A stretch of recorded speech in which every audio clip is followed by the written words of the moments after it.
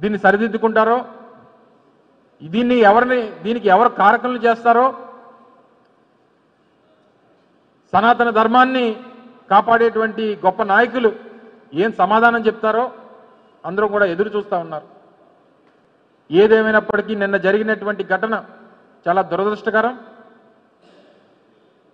తిరుమల తిరుపతి చరిత్రలో ఎప్పుడు కూడా జరగనటువంటి ఘటన. దీనికి పూర్తిగా ప్రభుత్వం బాధ్యత పడాలి. ఆ కుటుంబాలకి ఎక్స్గ్రేషియా ₹1 ఇవ్వాలి.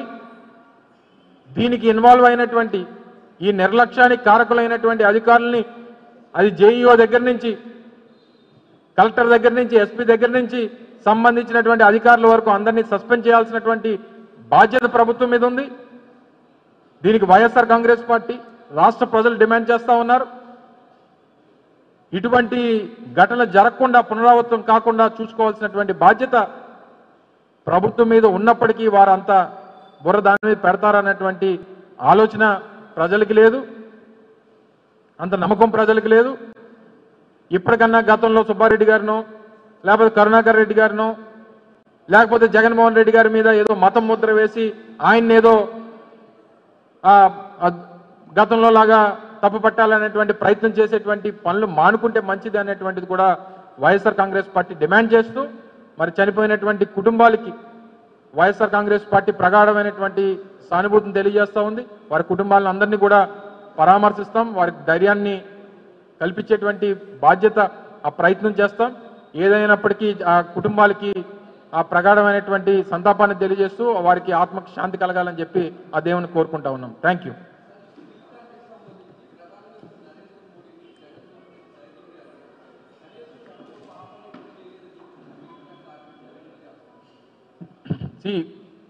మొన్న జరిగినటువంటి ఎన్నికలు,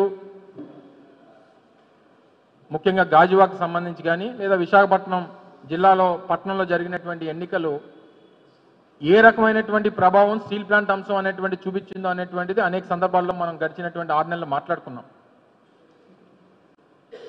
అధికారంలోకి రాకముందు పూర్తిగా జగన్మోహన్ రెడ్డి గారి మీద ఈ తప్పంతా కూడా నెట్టేసేటువంటి ప్రయత్నం చేసి, జగన్మోహన్ రెడ్డి గారు స్టీల్ ప్లాంట్ ప్రైవేటీకరణ ఆపట్లేదనో, జరగకుండా చేయట్లేదనో, ఈ తప్పంతా కూడా నెట్టేసి తద్వారా రాజకీయంగా లబ్ధి పొందేటువంటి ప్రయత్నం వారు చేశారు. దాంట్లో వారు సఫలీకృతం అయ్యారు.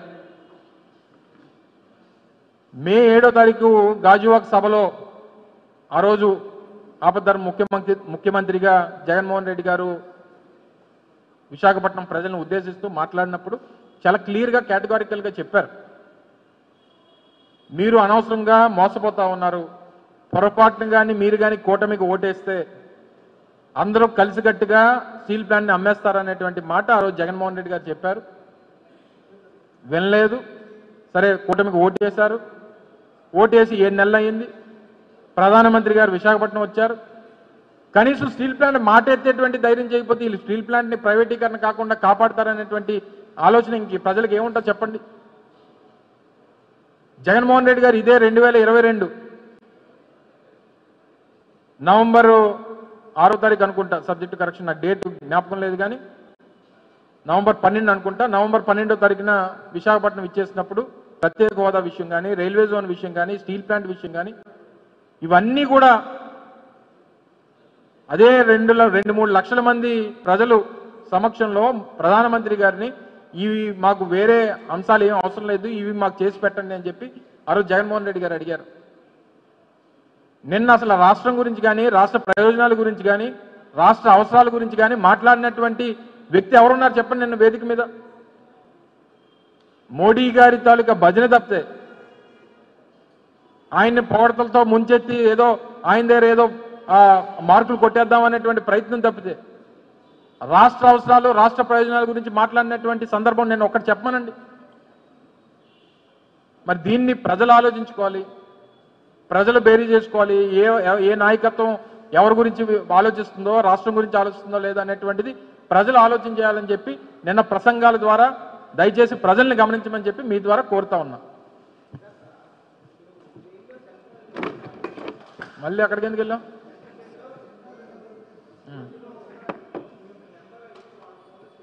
నానమ్రా నేను నాకు తెలియదు, నువ్వే ఫస్ట్ చెప్పడం. ఏటీవీ ఆ ఫోన్లో నా నెంబర్ ఉందా? ఓ వెరీ గుడ్. అది కదమ్మా, ఎవరిది ఆ ఫోన్, ఎవరిది, ఎందుకని?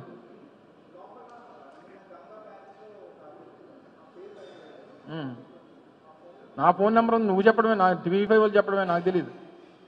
నా నోటీస్కి అయితే రాలేదు. సరే, నా నెంబర్ తెలియడానికి ఏముంది, పబ్లిక్ డొమైన్లో ఉంటుంది, అందరి దగ్గర ఉంటుంది నా నెంబరు. ఆ నెంబర్ నా దగ్గర ఉందనుకో తప్పు, కానీ ఆ నెంబర్ నా దగ్గర ఉందేమో చూడు ఒకసారి.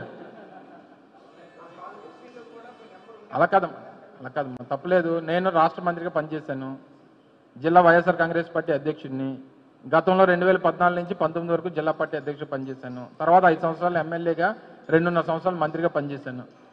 నా నంబర్ ఎవరి దగ్గర ఉందనేటువంటిది అది పెద్ద చర్చనీయాంశం అనేటువంటిది నేనైతే అనుకోవట్లేదు.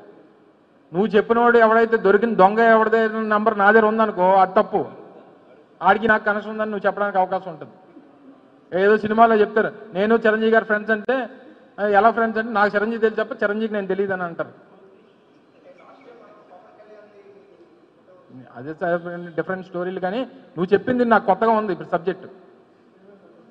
నువ్వు చెప్పింది ఏదన్నా వస్తే, లేకపోతే ఏదన్నా నువ్వు ఇప్పుడు ఈ సెకండ్లో నువ్వు అడిగితే నాకు తెలిసింది తప్ప నాకు ఆలోచన, నాకు ఐడియా లేదు అసలు సబ్జెక్ట్ మీద. ఒకవేళ ఏదైనా ఎంక్వైరీ జరిగింది అనుకో, లెట్ దెమ్ ఆస్క్, నేను ఆన్సర్ చేస్తాను. Right, thank you.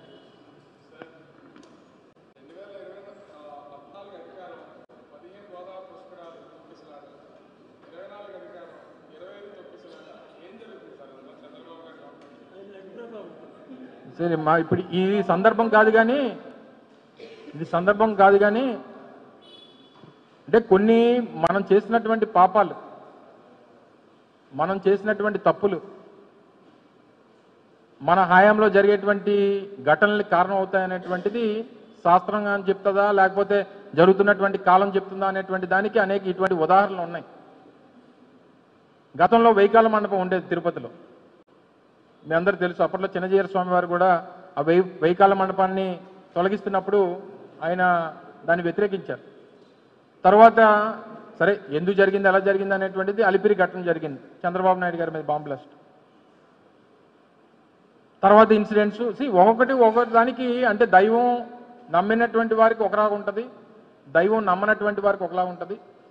ఇవన్నీ కూడా కొన్ని సందర్భాల్లో, మొన్న లడ్డు వ్యవహారం అనేటువంటిది రాజకీయంగా వాడుకున్నటువంటి పరిస్థితుల్లోనే ఆ రోజు అనుకున్నాం, ఇది అనవసరంగా తప్పుదోవ పట్టిస్తూ ఉన్నారు, లేకపోతే దేవుణ్ణి అనవసరంగా లాగుతూ ఉన్నారు, ఇది అరిష్టం అనేటువంటి మాట చాలా మంది పెద్దలు మాట్లాడారు. ఈ రోజు చూస్తే ఈ ఘటన జరిగింది. సో దానికి దీనికి లింక్ పెట్టాలని అంటే పెట్టాలా వద్దనేటువంటిది ప్రజలు నిర్ణయించుకుంటారు.